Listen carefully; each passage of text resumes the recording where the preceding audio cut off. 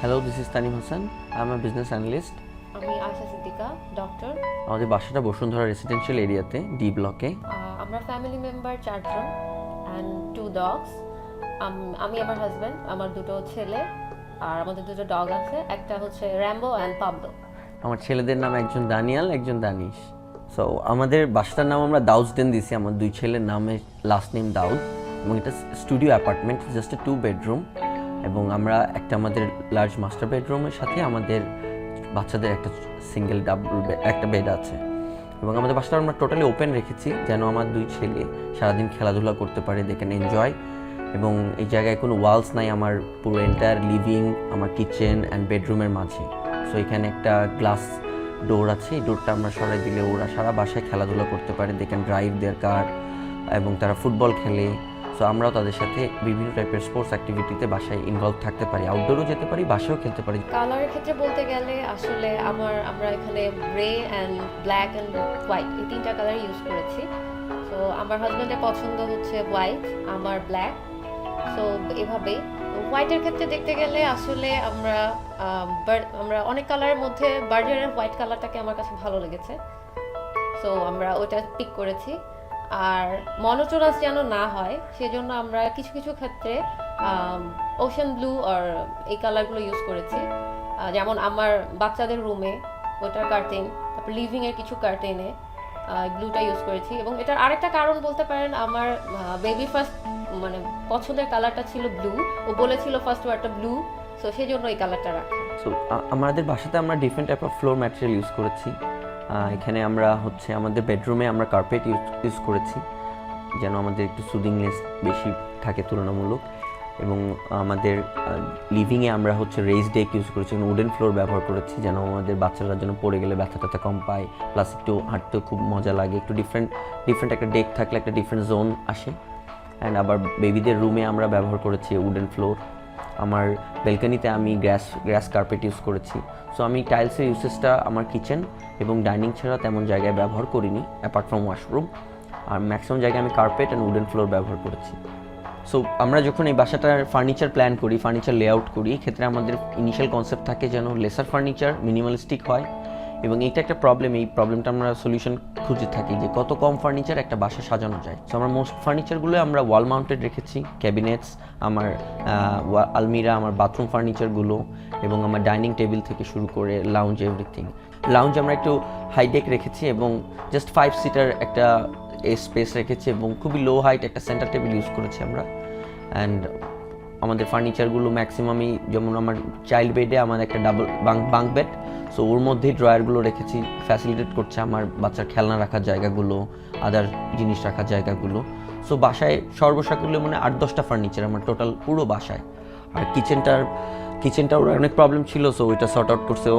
হ্যাঁ, কিচেনটাতে আসলে অনেক সময় খুব অগোছালো লাগে। সো আমি চেয়েছিলাম যে কিচেনে যেন জিনিসগুলো আসলে দেখা না যায় ওইভাবে। সো সব কিছু অ্যাকচুয়ালি অ্যাক্সেসেবলও ইজি আমার জন্য। সব কিছুর আলাদা ড্রয়ার আছে, ওগুলোতে থাকে 6 লেয়ার্স আছে, যেখানে স্ন্যাক্স রাখা হয় এরকম। এখানে এমন হচ্ছে যে আমাদের বাচ্চারা স্ন্যাক্স খাওয়ার জন্য একটা জায়গা থাকে, তো আমরা পুরো একটা জায়গা রেখেছি স্ন্যাক্স কর্নার হিসেবে। ওখানে ওর জন্য ইজি অ্যাক্সেসিবল, ওই জায়গা থেকে ও স্ন্যাক্স নিতে পারছে। আবার আমরা কোনো ডাইনিং টেবিল আমাদের বাসায় রাখি নাই, সো এটা জাস্ট আমরা কিচেনের সাথে অ্যাডজাস্টেবল একটা কর্নার রেখেছি, যেখানে আসলে আমরা ফুড এনজয় করতে পারি। অ্যান্ড গেস্ট আসলেও সব জায়গায় মিলে বসে খেতে পারছি। এটার জন্য আমাদের এক্সট্রা ফার্নিচার আসলে আমরা প্রয়োজন বোধ করছিলাম না। So minimal furniture, we are happy with this. আমাদের মাস্টার বেডরুমটাকে অ্যাকচুয়ালি আমরা চিন্তা করছিলাম যে একটু বড় করলে আমাদের জন্য বেটার হয়। সো আমরা একটা 600 স্কোয়ার ফিটের মাস্টার বেডরুম ইউজ করছি এখানে। আমরা এখানে আমরা একটা বেড রাখছি, আমাদের কুইন সাইজ বেড, সাথে একটা বেড বেঞ্চ রেখেছি, যেন আমাদের ক্লথিংসগুলো রাখা যায়, আমাদের স্ন্যাক্সগুলো বেডে রাখা যায়, যেহেতু অ্যাকচুয়ালি মুভি এনজয় করলে আমরা নিচেও বসতে পারি। আমরা একটা বেডরুমে স্পা কর্নার রেখেছি, আমরা যেন ম্যাসাজিং করা যায়। অ্যান্ড আমরা বেডরুমে গার্ডেন রেখেছি, যেন গার্ডেনটা আমরা এনজয় করতে পারি, এখানে টি বা কফি এনজয় করতে পারি। এবং ওপেন ওয়াশরুম রেখেছি এবং অনেকগুলো ফ্যাসিলিটেট করেছি, টাওয়েল র্যাক। আমাদের তো সবসময় একটা আগে গন্ডগোল হইতো যে টাওয়েল বিছনায় রাখছি, টাওয়েল রুমে রাখছি। সো আমরা এই প্রবলেমটা সলভ করার জন্য অ্যাকচুয়ালি আমি একটা বড় টাওয়েল রেখে বানাইছি, যেন আমাদের এই প্রবলেমটা না হয়। অ্যান্ড আমার হোম অফিস যেহেতু এখন আমাদের মাঝে মধ্যে হয়, সেখানে একটা কর্নার রেখেছি যেখানে আমি ওয়ার্ক ফ্রম হোম করতে পারি, বা অফিসিয়াল কোনো কাজ করতে পারি। অ্যান্ড নেক্সট হচ্ছে আমার চাইল্ড বেডে আমরা বাঙ্ক বেড ব্যবহার করেছি, এখানে যেন 4 জন একসাথে ঘুমোতে পারে।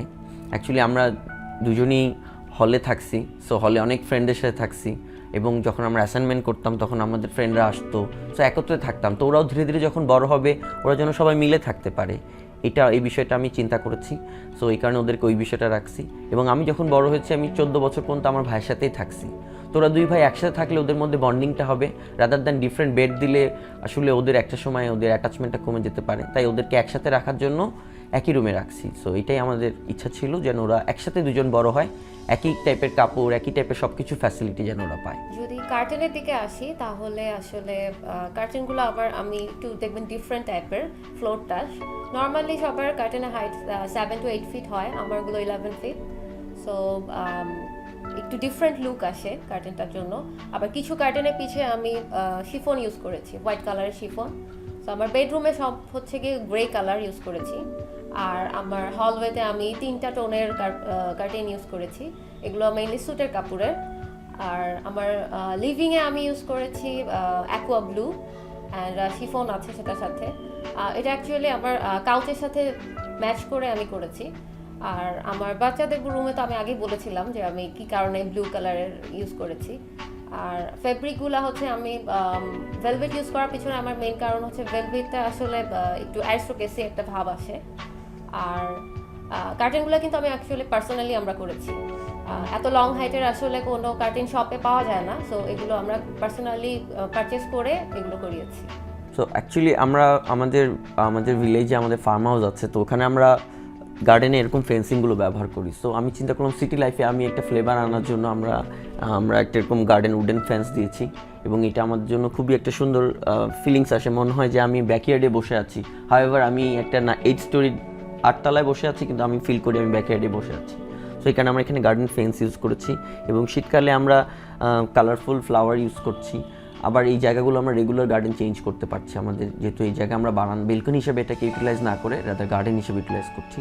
সেম গার্ডেন আমাদের আরেকটা জায়গায় আছে, ওখানেও আমরা গার্ডেন রেখেছি, এবং ঠিক তার পাশে আমাদের বাচ্চাদের একটা পেন্টিং কর্নার রাখছি। ও নেচারের সাথে অ্যাটাচ হয়ে ও পেন্টিং করুক, ও রং করতে পছন্দ করে।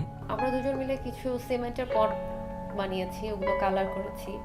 আমাদের কিচেনের উপরে নর্মালি ইউজুয়ালি কিচেন তো এরকম থাকে না, জিনিসপাতি বেশি থাকে, বাট আমরা চেয়েছি কিচেনটাকে একটু অন্যরকম লুক দেওয়া যায় কিনা।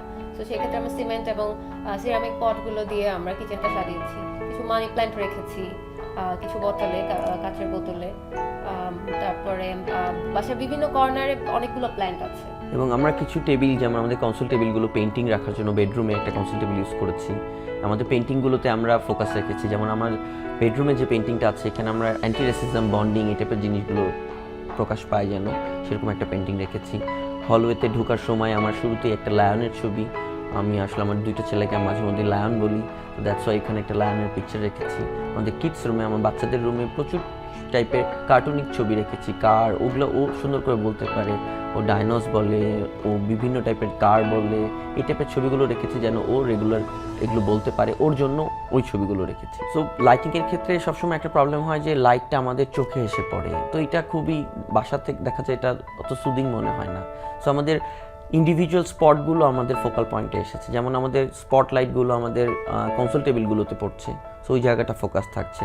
আমাদের কিছু লাউঞ্জ বা চেয়ার, সোফাতে আমাদের স্পটগুলো পড়ছে কিছু শোপিসের উপরে। সো এরকম লাইটগুলো আমরা ডিফারেন্ট ওয়েতে রিফ্লেক্ট করেছি ডিফারেন্ট স্পটে। ক্লিনিংয়ের ক্ষেত্রে আমি যেটা বলবো, এই বাসাটা অ্যাকচুয়ালি ক্লিন করা খুবই ইজি।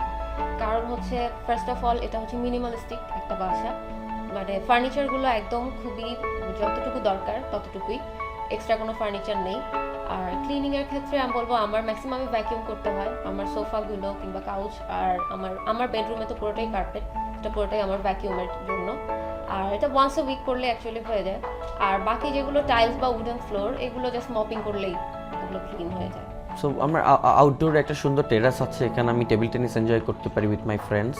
অ্যান্ড আফটার দ্যাট একটা গ্রিন লন, এই গ্রিন লনে সুন্দর সিটিং অ্যারেঞ্জমেন্ট আছে। এই ফার্নিচারগুলো আমাদের নিজস্ব দড়ি দিয়ে আমরা মানে নিজেরাই বানিয়েছি, আমরা একটা দড়ি দিয়ে, কাঠ দিয়ে। অ্যান্ড ওখানে আমরা একটা গাছের গুঁড়ি রেখেছি যেখানে আমরা টি এনজয় করি। এখনই সকালবেলা অনেক সময় আমার বাচ্চার সাথে ফুটবলও খেলি, খুব মজার একটা জায়গা আছে। এখানে আমরা একটা আউটডোর শাওয়ার রেখেছি, যেন আমার যেহেতু পুল আছে, আমার সুইমিং পুল একটা প্রাইভেট পুলের মতো আছে এখানে, হিটেড পুল। সো সেখান থেকে শাওয়ার নেওয়ার পর আমি আবার আমার এখানে আউটডোর শাওয়ার নিতে পারছি। এবং আমার এই পুরো টেরাস এবং লনে আমি এখানে একটা গার্ডেন রেখেছি এবং চারিপাশে আমি গার্ডেন রেখেছি, কারণ বিকজ আমার আসলে প্ল্যান্টস আমাদের দুজনের খুবই পছন্দ। এবং যেহেতু আমাদের ডগ আছে, ও ছাদে আমাদের সাথে এনজয় করে, ও ঘুরে, ও প্ল্যান্টস পছন্দ করে। ছোট অর্চার্ড আছে, ওখানে অনেকগুলো ফলের গাছ আছে বিভিন্ন টাইপের। গাছ থেকে ফল নিয়ে খাওয়ার যে একটা ইচ্ছা, সেটা তো ঢাকা শহরে পাওয়া কোয়াইট রেয়ার হয়। তো এই জিনিসটাকে, এই ইচ্ছাটাকে পূরণ করার জন্য আমরা একটা অর্চার্ড রেখেছি। সো সব কিছু মিলে আমার আউটডোর লাইফটাও আমি এখানে এই বাসাতে এনজয় করতে পারছি।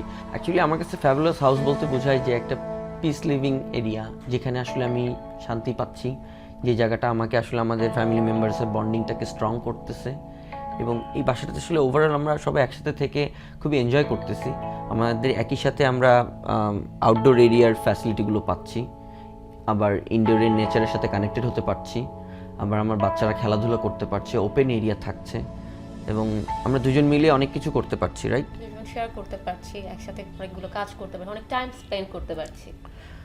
সো এই সব মিলে আসলে this is fabulous house for us.